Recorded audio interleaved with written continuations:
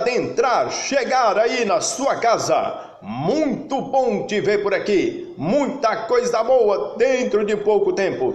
Receba aí o meu amor, o meu carinho, a minha visita aí na sua casa, aonde é que você esteja. Vamos agora somar e multiplicar. Ei, chegou a sua vez, volta aí, assina o canal. Vamos que vamos entreter. Aqui você tem direito à informação. Exatamente. Vamos aprender acerca da sentença. O que é sentença? A sentença, nobres senhores, é um ato judicial que extingue o processo, com ou sem julgamento de mérito. Essa sentença definitiva, ela julga o mérito. Em sentido estrito, ela absolve ou condena o acusado. Em sentido lato, ela declara extinta a punibilidade. A sentença terminativa não julga o mérito. Entre essas classificações, as subjetivas, simplesmente eu diria aos nobres senhores, de dentro desta classificação subjetiva, simples, o juiz singular, subjetivamente plurima é o colegiado homogêneo, a turma ou colegiados no crime organizado. A Lei 12.694 de 2012. Entre essas, subjetivamente complexa, que é o colegiado heterogêneo, o júri, a sentença suicida. O que é uma sentença suicida? É a contradição entre dispositivo e fundamentação.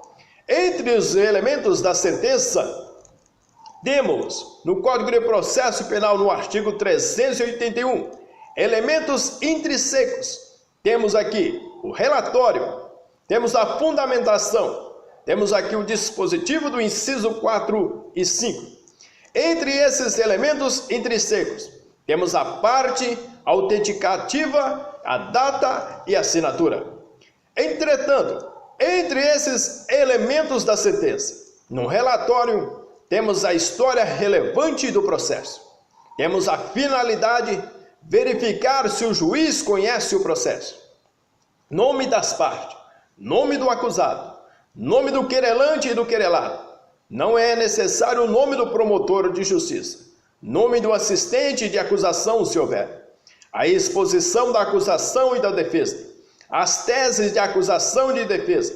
E as questões preliminares, os incidentes. Entre os elementos da sentença, temos a fundamentação, a exigência constitucional, no artigo 93, inciso 9 da Constituição, justificação racional das escolhas do juiz. Temos a crítica ao silogismo, justificar escolhas de fato e de direito e o nexo entre elas. Os vícios de fundamentação, a ausência de motivação, o erro lógico das premissas, não se extrai as conclusões, carência de motivação intrínseca. Omissão de fato decisivo para o julgamento, carência de motivação extrínseca.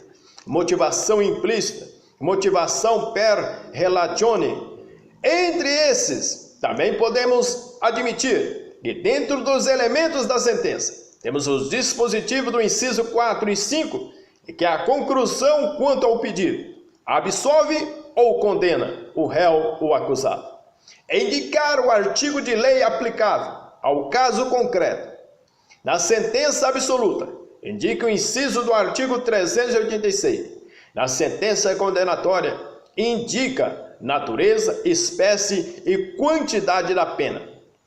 Os vícios, ausência de quê? De dispositivos, sentença inexistência.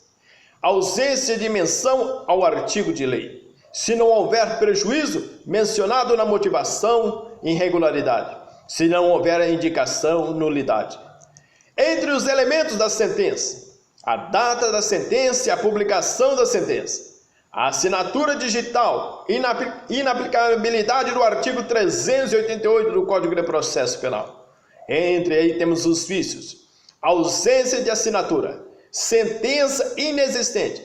Se não houver prejuízo, puder ser identificado o juiz irregularidade.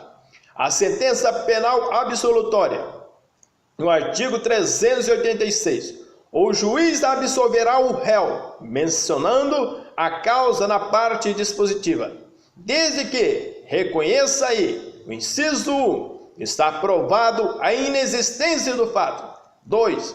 Não haver prova da existência do fato. 3. Não constitui o fato de infração penal. 4. Está provado que o réu não concorreu para a infração penal. 5.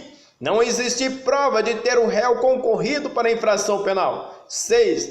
Existirem circunstâncias que excluam o crime ou isente o réu de pena, todos do Código Penal, ou mesmo se houver fundada dúvida sobre a sua existência. 7.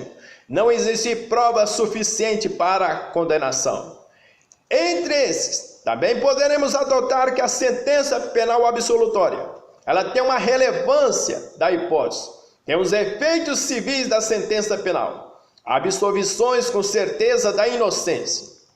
Temos a fórmula dubitativa e presunção de inocência.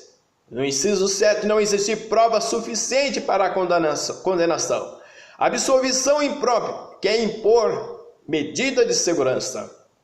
A sentença penal condenatória, ela tem a dosimetria da pena, o processo trifásico do artigo 68 do Código Penal, e circunstâncias judiciais do artigo 59, e circunstâncias agravantes do 61, 62 e atenuantes do artigo 65 e 66, e causas de aumento e diminuição de pena.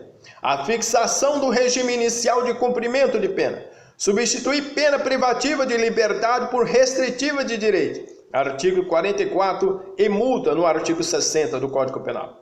Fixa o valor mínimo para a reparação do dano, no 387, inciso 5º, a revogação pela reforma de 84, medida de segurança provisória, publicação de sentença.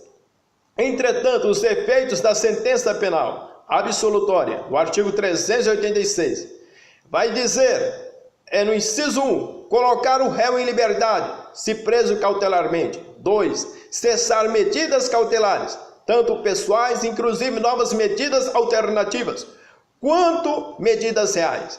3, aplica medida de segurança no caso de inimputável. Sentença condenatória, na Lei 12.403 de 2011, vai dizer no 393, inciso 1, se o réu preso ou conservado na prisão. 2, lançar o nome no rol dos culpados. O juiz pode decretar ou manter prisão cautelar, mediante decisão fundamentada. Entretanto, a intimação da sentença penal, o Ministério Público, a intimação pessoal pelo artigo 390, o querelante e o assistente de acusação, a intimação do advogado, 391, acusado e defensor, sentença condenatória, necessidade de dupla intimação pessoal sem aplicar as regras do 392, sentença absolutória, basta a intimação do defensor. Um grande ó de obrigado, um A de abraço, sentença no Código de Processo Penal Brasileiro. Bem-vindos! Ajuda aí! Vamos somar! Um beijo no coração.